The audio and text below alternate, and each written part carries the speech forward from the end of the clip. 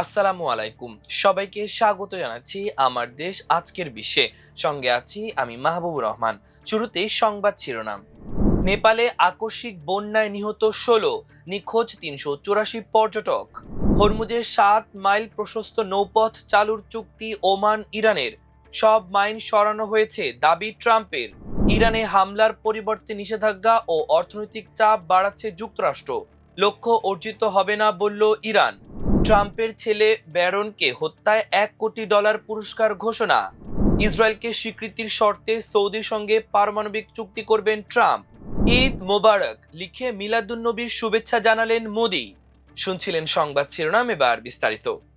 তিব্বত থেকে আসা আকস্মিক বন্যায় নেপালে ১৬ জনের মৃত্যু হয়েছে এবং ৩৪৮ জন পর্যটক নিখোঁজ রয়েছেন। এতে দেশটির বেশ কয়েকটি গ্রাম ব্যাপকভাবে ক্ষতিগ্রস্ত, পানিতে ভেসে গেছে। নেপালের নুয়াকোট ও ধাদিং জেলার ওপর দিয়ে বয়ে যাওয়া ভয়াবহ আকস্মিক বন্যায় ভোতে কোশি নদীর পানি প্রবল স্রোতে বিভিন্ন এলাকা ভাসিয়ে নিয়ে যায়। নেপালি সংবাদ মাধ্যমে বলা হয়েছে, সীমান্তের তিব্বত অংশ থেকে আসা পানির ঢলে এ বন্যার সৃষ্টি হয়। এতে কমপক্ষে ১৬ জনের মৃত্যু হয়েছে এবং ১০৫ জন ভারতীয় সহ আরও কয়েকজন নিখোঁজ রয়েছেন। নেপাল ট্যুরিজম বোর্ডের তথ্য অনুযায়ী বন্যা কবলিত এলাকা থেকে অন্তত ৩৮৪ জন পর্যটক নিখোঁজ রয়েছেন। তাদের মধ্যে ২৯১ জন বিদেশি এবং ৯৩ জন নেপালি নাগরিক। বিদেশিদের মধ্যে ১০৫ জন ভারতীয় নাগরিক রয়েছেন বলে কর্মকর্তারা জানিয়েছেন। এছাড়া রুসুয়া জেলায় নেপাল পুলিশের অন্তত ২৬ সদস্য এখনো নিখোঁজ রয়েছেন বলে জানানো হয়েছে। সশস্ত্র পুলিশ বাহিনীও জানিয়েছে তাদের ৭ সদস্য নিখোঁজ রয়েছেন। হরমুজ প্রণালীর মধ্য দিয়ে ওমানের সঙ্গে ইরানের ৭ মাইল প্রশস্ত একটি অস্থায়ী নৌপথ চালুর বিষয়ে চুক্তি হয়েছে বলে জানিয়েছেন ইরানের উপ পররাষ্ট্রমন্ত্রী কাজেম ঘারিবাবাদি। তবে তিনি স্পষ্ট করে বলেছেন, এই পথ চালুর অর্থ হরমুজ প্রণালী পুনরায় খুলে দেয়া হবে। তিনি বলেন, হরমুজ প্রণালীতে ওমানের সঙ্গে যে নৌপথের বিষয়ে আমরা একমত হয়েছি তার প্রস্থ ৭ মাইল। তিনি এও জানান, এটি একটি অস্থায়ী ব্যবস্থা। স্থায়ী নৌপথ ও ভবিষ্যতে প্রণালীতে জাহাজ চলাচল কিভাবে পরিচালিত হবে তা নির্ধারণে ইরান ও ওমান আরও আলোচনা করবে। এসব আলোচনা ৩০ থেকে ৬০ দিন পর্যন্ত চলতে পারে। এদিকে যুক্তরাষ্ট্রের সঙ্গে যুদ্ধের মধ্যে হরমুজ প্রণালীতে ইরানের পেতে রাখা সব জলমাইন অপসারণ করা হয়েছে বলে দাবি করেছেন মার্কিন প্রেসিডেন্ট ডোনাল্ড ট্রাম্প। তার দাবি, মার্কিন নৌবাহিনী স্যাটেলাইট ও স্পেস ফোর্সের সহায়তায় তল্লাশি চালিয়ে গুরুত্বপূর্ণ এই সমুদ্র পথ মাইন মুক্ত করেছে। গতকাল মঙ্গলবার নিজের মালিকানাধীন সামাজিক যোগাযোগ মাধ্যম ট্রুথ সোশ্যালে দেওয়া এক পোস্টে কথা জানান ট্রাম্প। একই সঙ্গে ইরানকে হুঁশিয়ারি করে তিনি বলেন, হরমুজে আবার মাইন পাতা হলে তা ঠেকাতে জিরো টলারেন্স নীতি অনুসরণ করবে যুক্তরাষ্ট্র। ট্রাম্প বলেন, যুক্তরাষ্ট্রের নৌবাহিনী মার্কিন প্রতিরক্ষা বাহিনীর স্যাটেলাইট ও স্পেস ফোর্সের সহযোগিতায় হরমুজ প্রণালীর প্রতিটি অংশ তল্লাশি চালিয়েছে। মাইন পাতা ঠেকাতে ফের কোনো যুদ্ধজাহাজ বা নৌযান সেখানে পাঠানো হলে সেটি ধ্বংস করার নির্দেশ দেওয়া হয়েছে বলেও জানান তিনি। ইরানের ওপর নতুন করে বড় ধরনের সামরিক অভিযান না চালিয়ে আপাতত অর্থনৈতিক চাপ বাড়ানোর পথেই যাচ্ছে যুক্তরাষ্ট্র। মার্কিন পররাষ্ট্রমন্ত্রী মার্কো রুবিও সম্প্রতি কয়েকটি মিত্র দেশের পররাষ্ট্রমন্ত্রীর সঙ্গে ফোনে কথা বলে এই অবস্থানের কথা জানিয়েছেন বলে এক্সিওসের এক প্রতিবেদনে বলা হয়েছে।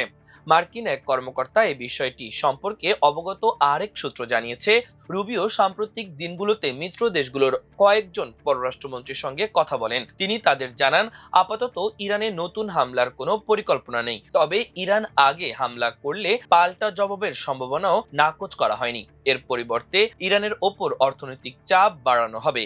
সেই লক্ষ্যে মার্কিন নৌ অবরোধ এবং সম্প্রতি ঘোষিত নতুন নিষেধাজ্ঞার উদ্যোগকে গুরুত্ব দেওয়া হচ্ছে। এদিকে অর্থনৈতিক চাপ প্রয়োগ করে যুক্তরাষ্ট্র ইরানের ওপর নিজেদের লক্ষ্য বাস্তবায়ন করতে পারবে না বলেও মন্তব্য করেছেন ইরানের প্রেসিডেন্ট মাসুদ পেজেশকিয়ান। ওয়াশিংটন নতুন করে ব্যাপক নিষেধাজ্ঞা আরোপের কয়েকদিন পর মঙ্গলবার তিনি এই মন্তব্য করেন। ইরানের প্রেসিডেন্ট দাবি করেন, সাম্প্রতিক যুদ্ধের সময় ইরানের সশস্ত্র বাহিনীর প্রতিরোধ এবং জনগণের সমর্থনের কারণে যুক্তরাষ্ট্র তার লক্ষ্য অর্জন করতে পারেনি। একইভাবে অর্থনৈতিক চাপ দিয়েও ওয়াশিংটন কোনো ফল পাবে না বলে মন্তব্য করেন তিনি। ইরানের রাষ্ট্রীয় টেলিভিশনে সম্প্রচারিত এক ভিডিওতে মার্কিন প্রেসিডেন্ট ডোনাল্ড ট্রাম্পের কনিষ্ঠ পুত্র ব্যারন ট্রাম্পকে হত্যার হুমকি দেওয়া হয়েছে। ভিডিওতে ব্যারন ট্রাম্পকে হত্যার সম্ভাব্য স্থান ও পদ্ধতি নিয়ে ইঙ্গিত দেওয়া হয় এবং $1 কোটি পুরস্কারের কথাও বলা হয়। বিষয়টি যুক্তরাষ্ট্রের সিক্রেট সার্ভিসের নজরে এসেছে। প্রায় 3 মিনিটের ভিডিওটির শুরুতে ইংরেজিতে একটি গ্রাফিক দেখানো হয়, হোয়ার টু কিল ব্যারন ট্রাম্প, অর্থাৎ ব্যারন ট্রাম্পকে কোথায় হত্যা করা হবে। এরপর ব্যারন যেসব জায়গায় প্রকাশ্যে যাতায়াত করেন বলে জানা যায় সেসব স্থানের গ্রাফিক দেখানো হয়। এর মধ্যে নিউ ইয়র্কের ট্রাম্প টাওয়ার রয়েছে। ভিডিও শেষে বর্ণনাকারী বলেন, মানুষ $1 কোটি পুরস্কার পাওয়ার জন্য অধীর আগ্রহে অপেক্ষা করছে।